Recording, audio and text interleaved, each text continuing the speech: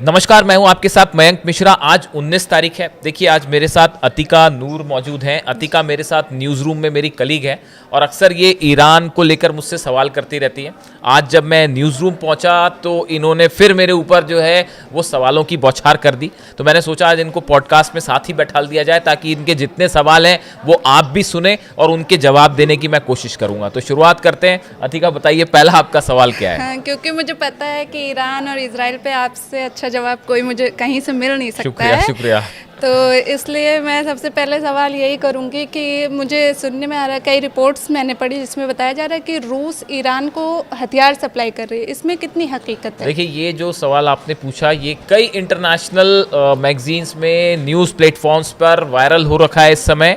देखिए, ये खुलासा ये कह रहा है कि पिछले कुछ दिनों के अंदर रूस की तरफ से बड़ी मात्रा में ईरान को टीएनटी सप्लाई किया गया है, यानी वो मटेरियल जो एक्सप्लोजिव होता है, जो कि धमाके के काम आता है। इतना ही नहीं, ड्रोन्स भी सप्लाई किए गए हैं और कई एम्यूनिशन और हथियार सप्लाई किए गए हैं। देखिए, जो खबरें छपी हैं, in a stunning new disclosure, Russia is reportedly shipping explosives to Iran to help its fight against US। America के खिलाफ जो जंग है उसमें लड़ने के लिए रूस की तरफ से ये हथियार सप्लाई किए गए हैं। जो सवाल आपने किया इसमें जो है, अब सवाल ये है, देखिए, according to a report, Moscow is sending TNT. TNT जो है वो मटेरियल है जिसका इस्तेमाल जो है माइंस में होता है और कई जगह धमाके में जो हथियार सेना इस्तेमाल करती है उसमें जो ब्लास्ट करने में टीएनटी का सबसे बड़ा रोल होता है। टीएनटी सप्लाई हो रहे हैं, ड्रोन पार्ट सप्लाई हो रहे हैं। देखिए, ये बेहद अहम खबर है। जी। ईरान के पास शाहिद सीरीज के बेहतरीन ड्रोन है, इसमें कोई शक नहीं है। लेकिन रूस जिस तरह से यूक्रेन के खिलाफ जंग लड़ रहा है उस दौरान ईरान ने कई ड्रोन्स जो है शाहिद सीरीज के ड्रोन्स रूस को सप्लाई किए, जिसका इस्तेमाल यूक्रेन के खिलाफ किया गया। अब देखिए, हो ये रहा है, जो खबरें हैं उसके मुताबिक रूस ने इन शाहिद 136 ड्रोन्स को और एडवांस बना दिया है। इसका जो सिस्टम है, जीपीएस सिस्टम, जो कि ट्रैक करता है दुश्मन की लोकेशन क्या है, इसको और एडवांस कर दिया गया है। इसमें एक्सप्लोजिव लादने की क्षमता ज़्यादा कर दी गई है और इसकी नई टेक्नोलॉजी जो है वो वापस अब ईरान को सप्लाई की जा रही है। इतना ही नहीं, इन ड्रोन्स के नए पार्ट्स भी सप्लाई किए जा रहे हैं।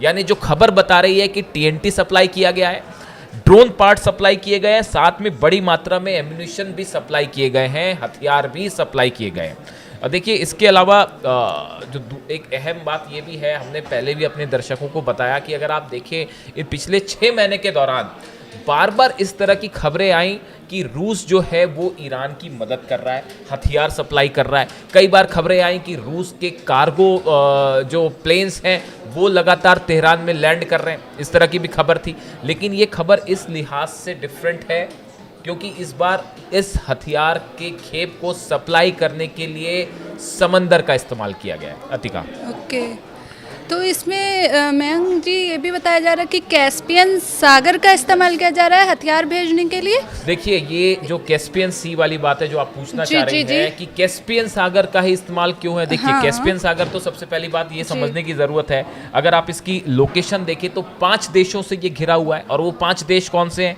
रूस है, ईरान है, कजाकिस्तान है, अजरबैजान है और तुर्कमेनिस्तान है। 5 देशों के बीच में कैस्पियन सी है। अब देखिए, इसकी जो सबसे बड़ी बात है कि ये वो जगह है समंदर का, ये वो हिस्सा है, इसको झील भी कह सकते हैं आप। ये वो हिस्सा है जो कि अमेरिका की नेवी से, इजराइल की नेवी या इजराइल के नज़र से या उनकी पहुंच से थोड़ा दूर है। देखिए, जिस तरह से हॉर्मूज में, लाल सागर में या ब्लैक सी में या दूसरी जगह जिस तरह से अमेरिका की फोर्सेस जो हैं, नेवी का इंटरफेरेंस है, यूरोपियन देशों का इंटरफेरेंस है, ऐसा इंटरफेरेंस जो है वो कैस्पियन सी में नहीं है। इसीलिए देखिए, खबर है, deliveries allegedly move across the Caspian sea, a route conveniently out of the reach of western navies and sanctions. ये इंपॉर्टेंट इसलिए है, जो खबर छपी है कि अमेरिकन नेवी जो है वो और अमेरिका के जो सैंक्शंस होते हैं अलग अलग जहाजों पे, वो अभी कैस्पियन सागर में उतने ज्यादा नहीं है। मतलब रास्ता साफ है कैस्पियन सागर का। आसान रास्ता है जिसका इस्तेमाल रूस ने किया। इसके साथ ही देखिए, on the more than 2 dozen mostly sanction Russian ships have supplied this material. इसमें ये कहा जा रहा है कि 2 दर्जन से ज्यादा यानी कि करीब 24 से ज्यादा जहाज है, 24 से ज्यादा रशियन शिप्स हैं जिन्होंने ये हथियारों को ईरान पहुंचाया है। देखिए ये बहुत बड़ी संख्या है, 24 शिप्स अगर ये हथियारों को सप्लाई करने का काम कर रहे हैं तो पहली बात ये 1-2 दिन का काम नहीं है। ये पिछले जंग जैसे ही शुरू हुई उसके बाद से ही रूस ने ये प्रोसेस शुरू कर दी थी हथियारों की सप्लाई का। तो एक बार फिर से आप इसको कह सकते हैं कि ये ईरान और तेहरान और मॉस्को के बीच में जो अंडरस्टैंडिंग है, देखिए हम बार बार आपको ये बात कह रहे हैं, ये बात सब जान रहे हैं कि ईरान की तरफ से जो मिसाइल्स फायर की गई उसमें सैटेलाइट, रडार्स, ये सब हेल्प करने में जो है रूस ने मदद की। लेकिन ये हथियारों के लेवल पर जहाज के जरिए हथियार पहुंचाए गए, ये बड़ा खुलासा। कैस्पियन सागर इसलिए चुना गया क्योंकि यहाँ पर जो है अमेरिका का उतना इंटरफेरेंस नहीं है, जहाज़ों पर उतना ज़्यादा सैंक्शन नहीं है, और करीब जो खुलासा है कि 24 जहाज पिछले कुछ वक्त में पहुंचे हैं ईरान जिनसे ये मटेरियल सप्लाई किया गया। जंग जब से शुरू हुई है तब से लगातार ट्रंप ये दावा कर रहे हैं कि अब ईरान के पास ख़त्म हो गए हथियार, अब ईरान के पास, एक बार फिर से ट्रंप ने दावा किया है कि ईरान के पास मिसाइलें ख़त्म हो गई है। क्या ये बात सच है या ट्रंप एक बार फिर ये सवाल जो है मेरे सिर्फ अतिका ही नहीं, मेरे बड़े सारे दर्शक ये सवाल पूछते हैं कि हर 10 दिन बाद डोनाल्ड ट्रंप का बयान आ जाता है कि अब ईरान की मिसाइल्स खत्म हो गई हैं, अब ईरान की जो है नेवी हमने खत्म कर दी, जहाज हमने खत्म कर दिए। अब आप हकीकत देखिए, अमेरिका ये कह रहा है, डोनाल्ड ट्रंप ये कह रहे हैं कि ईरान के हमने नेवी खत्म कर दी। पिछले 48 घंटे के अंदर हॉर्मुज में 5 जहाजों पर ईरान ने हमला किया है। तो अगर नेवी खत्म हो गई तो फिर ये हमले कैसे हो रहे हैं?